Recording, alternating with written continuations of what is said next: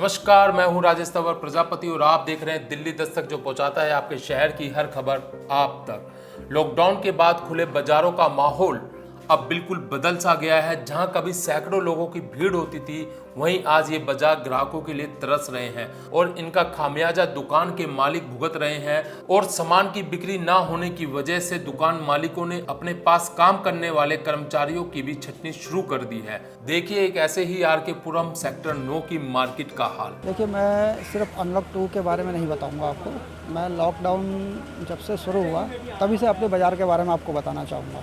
हमारा जो ये बाज़ार है, सस्ता बाज़ार खोखा मार्केट सेक्टर 9 आर के पुरम में, यहाँ पे दुकानदार भाई काफ़ी परेशान भी रहे हैं लॉकडाउन के बाद। लॉकडाउन के पहले बहुत अच्छी स्थिति थी, अच्छा काम चल रहा था सबका, बाज़ार अच्छे खुले हुए थे। पर लॉकडाउन के बाद जो स्थिति हुई, आज आप देख सकते हैं सभी लोग दुकान खोल के बैठे हैं, अपने अपना सामान लगा के बैठे हैं, पर कोई ग्राहक नहीं है मार्केट में। सरकार की जो भी नीतियां थी, दिल्ली सरकार की रही हो, केंद्र सरकार की रही हो, जो भी आदेश है, सभी मार्केट वासियों ने उसको पालन किया है। चाहे वो ऑड इवन रहा हो या जिस भी तरह का रहा हो, सब पालन किया है हमने, मतलब पालन हमने यहाँ करवाया है। हमारी सरकार के ये गुजारिश है आपके चैनल के माध्यम से, डीडी आपका चैनल है, मैं आपको यहाँ से बताना चाहूँगा कि सरकार तक हमारी बात ये पहुँचाई जाए कि हम छोटे दुकानदार हैं सभी यहाँ पे, जो अपने दुकान मालिक हैं वो तो बहुत बढ़िया चला पा रहे हैं, बहुत बढ़िया तो नहीं कह सकते, पर यह है कि उनकी दाल रोटी चल रही है। जो दुकान किराए पर हैं उनके लिए बहुत स्थिति बेकार बन गई है। वो लोग ऐसी स्थिति में आ गए कि दुकान खाली करके चले जाएंगे, यहाँ से माल तक नहीं बिक रहा है, किराया है, नहीं निकाल पा रहे हैं। तो सरकार से मेरी ये गुजारिश है कि अभी एक पीएम की तरफ से, प्रधानमंत्री जब से योजना आई है, जिसके तहत छोटे दुकानदार रेडी पटरी वालों को 10,000 रुपये का लोन दिया जा रहा है। तो हमारी ये गुजारिश है, मार्केट वालों की तरफ से गुजारिश है कि हम दुकानदारों के लिए भी कुछ ऐसा किया जाए, जो कि सभी दुकानदार किसी न किसी तरह के लोन से दबा हुआ है अपनी दुकान को चलाने के लिए। तो कुछ ऐसा किया जाए कि हम दुकानदारों को भी राहत मिले, कुछ ऐसी सुविधा एक हो कि एक राहत मिले, हम लोग अपने उस लोन से मुक्ति पा सकें, कर्ज से मुक्ति पा सकें और अपने धंधे को आगे बढ़ा सकें, घर परिवार चला सकें। सर, लॉकडाउन के बाद ही नहीं, लॉकडाउन से थोड़ा और पहले से ही काम का बहुत मंदा है। और लॉकडाउन के बाद तो सर इतनी स्थिति ख़राब है कि आप देख सकते हैं, मेरी दुकान में पहले 4 से 5 कारीगर हुआ करते थे। आज ये स्थिति है, मेरी दुकान के अंदर एक भी कारीगर नहीं है, और जो कि मेरा बेटा साथ आ रहा है, क्योंकि ये कॉलेज कर रहा है, इसकी लास्ट डेट चल रही है, रामलाल आनंद कॉलेज से ही पढ़ रहा है। लेकिन ये मेरे साथ बोर हो जाता है, घर के अंदर पढ़ाई है नहीं, कॉलेज बंद हैं, स्कूल बंद हैं, तो ये मेरे साथ ही आ जाता है। दुकान के अंदर एक भी कारीगर नहीं है आज की डेट में। ग्राहक तो आप देख रहे हैं मार्केट में, और दुकान पर कोई है ही नहीं।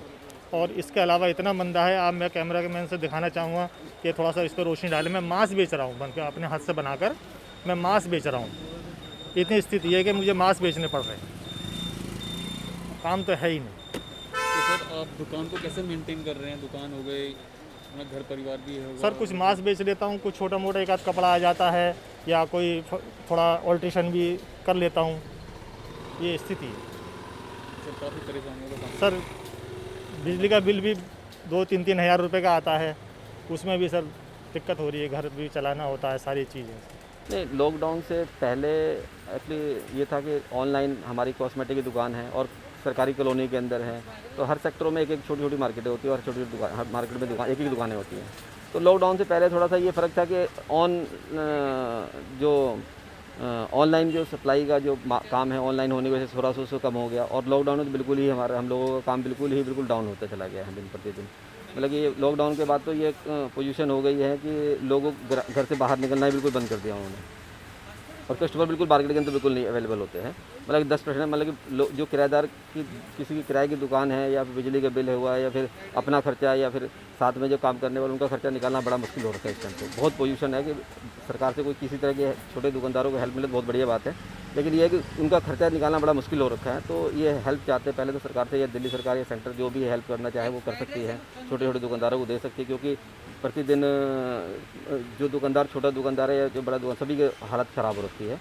और हमारे जो माल की सप्लाई का जो माल जो बेचते हैं, तो कस्टमर ना के बराबर रह गए हैं। एक तो टाइम टेबल पे भी फ़र्क बहुत ज़्यादा पड़ा है, टाइम टेबल से कि कस्टमर बिल्कुल नहीं निकलते हैं, और ना निकलने की वजह से सुबह शाम आते हैं, अब अपना थोड़ी देर जो अपनी ड्यूटी है अपने निभाते हैं, उसके बाद चले जाते हैं। जैसे पहले हमारा क्राउड रहा करता था कि जैसे त्यौहार आ गया, जैसे रक्षाबंधन आ रहा है, हमारी तैयारी चल रही है, लेकिन कस्टमर बिल्कुल भी नहीं है।